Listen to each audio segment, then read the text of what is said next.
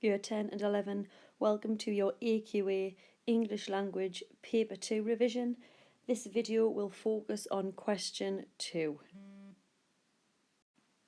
The structure of paper 2 is as follows. You have 1 hour and 45 minutes. That includes 15 minutes reading time. Section A is the reading section with 40 marks available, which is 25% of the qualification. There are 4 questions. The marks go up 4, 8, 12 and then 16. And section B is your writing section. 40 marks available again. 25% of the qualification, and it is broken down as 24 marks and 16 marks. Your assessment objectives are as follows. Assessment objective 1, which does apply to question 2, is to identify and interpret explicit and implicit information and ideas. Select and synthesize evidence from different texts. Remember the keywords, as in my previous video here, are explicit and implicit. Explicit meaning that it's very, very obvious in the text, and implicit meaning that it might be said subtly or it might be hidden, so we have to read very carefully, and we have to be able to read quite deep within the text. Assessment objective 2 is explain, comment on and analyse how writers use language and structure to achieve effects and influence readers using relevant subject terminology to support views. This is a key question. This is when the marks really do start to go up, and this is when we have to demonstrate our knowledge of English language. It does say there that you use subject terminology, so we have to be very secure in our knowledge of simile, metaphor, adjective, noun, verb, abstract noun, personification, all the different language devices that a writer might use. And don't forget here, we are asked about the reader. Always bring your answer back to how language affects the reader or how the reader responds. Assessment objective 3 is the comparison one, where you compare writers' ideas and perspectives, as well as how these are conveyed across 2 or more texts. That's important because on paper 2, you are given different texts. Now, I'm going to leave off assessment objective 4 because that is for the writing section, and that is not what we're focusing on in this video. So very basically, the marks awarded per assessment objective are as follows. Assessment objective 1 is the first question, the true and the false statements, with 4 marks. If you check out my video for that on question 1, it's very straightforward. You are also assessed on assessment objective 1 on the second question, which is write a summary of, and it usually says the differences between the texts, and that is for 8 marks. Essentially, those 2 questions are the easiest ones. Then it gets more difficult. Assessment objective 2 is the question about the writer's use of language, and that is for 12 marks. And then assessment objective 3 is a big question for 16 marks, and it's asking you to compare how the writer presents something.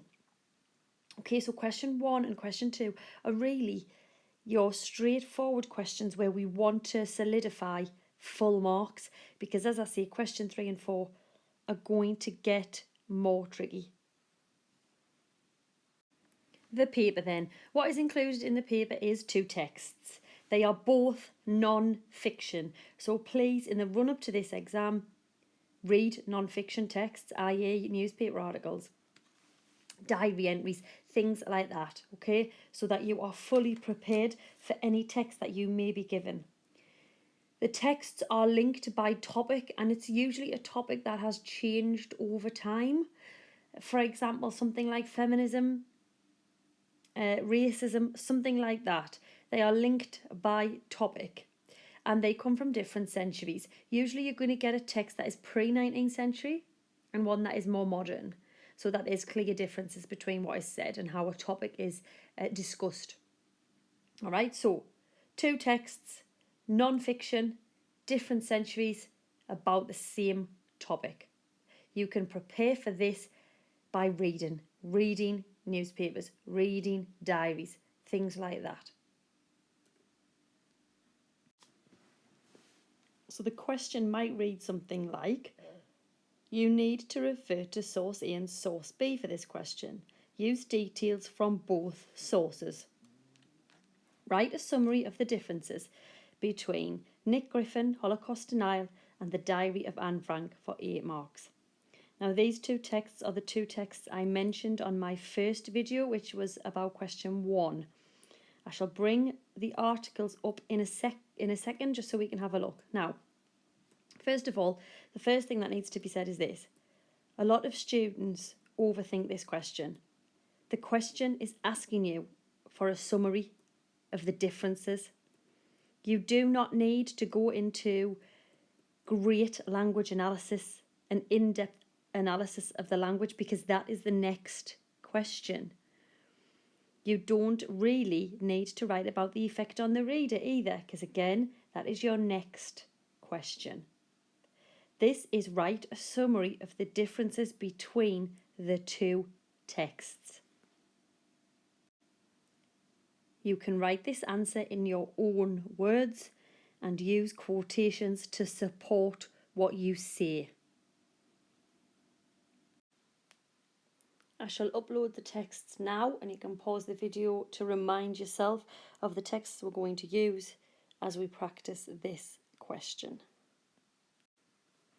So this is text 1. I realise the quality isn't amazing, but have a look through, have a read, pause the video. I shall bring up the other text, which is from the Diary of Anne Frank, and remember we are writing a summary of the differences. So as you read both, think about what is the difference between the two. So read Nick Griffin, Holocaust Denial. I shall bring up Anne Frank, pause the video again to read that, and then we will have a look at what we could write for the differences. This is Article 2, but I can't quite fit it all onto one slide here. So read this section, and then I shall bring up the second part of Anne Frank's diary. So this is part 1 of Anne Frank's diary. Have a read, pause the video. Remember in your mind, think about how it is different to Nick Griffin. And on the following section, I'll bring up the end section of her diary. Okay. This is part 2 of Anne Frank's diary. As I say, I couldn't fit it onto the slide. So again, pause the video and have a read. Question 2 is write a summary of the differences for 8 marks. So as you read, what are the differences between the two texts? I do realise that the texts aren't from different centuries, but this is just practice for the exam. So the obvious differences are here then, between the two texts, and then I'll show you just 2 example paragraphs I've written. It's by no means a finished answer, it's just 2 paragraphs to show you kind of what to expect when writing your answer. So the differences then, Nick Griffin, Holocaust Denial. He is the leader of a political party, the British National Party. He believes the Holocaust has been misused in the modern day to aid immigration issues. He has been found guilty of provoking racial hatred. He claims the Holocaust was nonsense. The bottom of the table there, I've left a space so you could maybe add 1 more to each table. The Diary of Anne Frank, she is a young girl and she's detailing her experiences of World War II in a diary. She outlines how the Jews were mistreated through the use of restrictions in their everyday lives. She explains how the Jews were hunted and taken away by the military. She expresses her fear of what may happen to her because she is a Jew. So those are just some quick differences that I've noted. As I say, go back and add some more onto the bottom. Now, on the next slide, I'm going to show you 2 quick paragraphs that I've written to kind of show you how to answer the question. I think for 8 marks, it needs another paragraph adding. So as part of your revision, why don't you try and add another paragraph to this answer? So we might write, Nick Griffin is the leader of the British National Party and he believes the Holocaust has been misused in the modern day to aid immigration issues. Quote, the Holocaust has been exploited by gentle liberals to block criticism of immigration. This contrasts greatly with Anne Frank's emotive description of what the Jewish people faced. Her diary outlines how the Jews were mistreated through the use of restrictions in their everyday lives. Quote, Jews were forbidden to use swimming pools, tennis courts, hockey fields, or any other athletic fields. Jews were forbidden to go rowing. Jews were forbidden to take part in any athletic activity in public. In addition to his claims about the Holocaust, Griffin himself has even been found guilty of provoking racial hatred. Quote, Mr. Griffin was convicted of incitement to racial hatred and given a 2-year suspended prison sentence in 1997. He even goes further, claiming that the Holocaust was, quote, utter nonsense. Whereas Frank earnestly conveys in depth how the Jews were hunted and taken away by the military. Quote, night after night, green and grey military vehicles cruise the streets. They knock on every door, asking whether any Jews live there. Moreover, she emotively details her own experiences and her own fears. Quote, we turned white with fear, as well as expressing what she has lost. Quote, Hitler took away our nationality. So as I say, I think that needs one more quick paragraph on the end for your 8 marks. There's no language analysis, there's no effect on the reader. It is simply the differences between the 2 articles. To finish off this video, what I've done is I've got a practice question just to add on to the end here. Again, test yourself. It's a straightforward question. Again, it's nothing tricky. I'll bring it up now. Pause the video for the 2 extracts. They're a lot shorter than the 2 I've just used, and see if you can answer the question. So again, just because this is quick revision for yourselves, I haven't used a pre-19th century text. Remember, I am telling you though that you're going to get one. This is just for revision purposes, so you can practice writing the summary of the differences. So what I've done is I've used Of Mice and Men, which is a popular book that a lot of you will have already read, and I've also used To Kill a Mockingbird, again a very popular book that most of you will have read. So as always, you need to refer to source A, which is going to be Curley's wife, and source B, which is going to be Mrs. Dubose.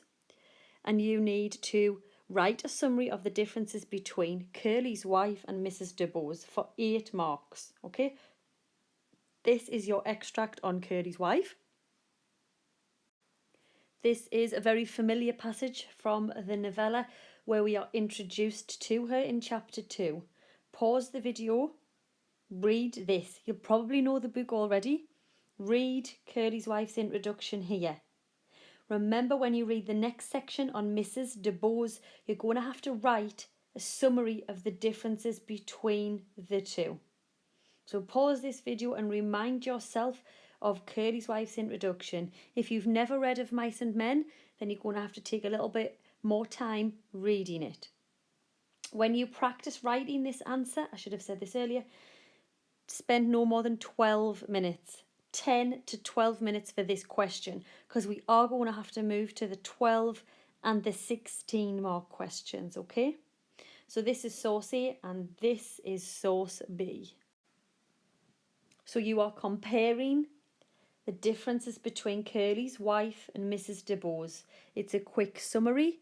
It's not language analysis. It's not effect on the reader. It is a summary of the differences between the 2 characters. If you have never read To Kill a Mockingbird before, take your time to read this section about Mrs. Dubose. And a reminder of the question, write a summary of the differences between Curley's wife and Mrs. Dubose for 8 marks. You use your own words and you support it with quotations. Okay, I hope this video has been useful. Remember, this is paper 2, question 2. You probably need to watch my video on paper 2, question 1, because naturally this video will follow that. If you need any more of my videos, just type my name into YouTube, which is Stacey Ray, S-T-A-C-E-Y, and my surname Ray is R-E-A-Y. And good luck in your English language exam.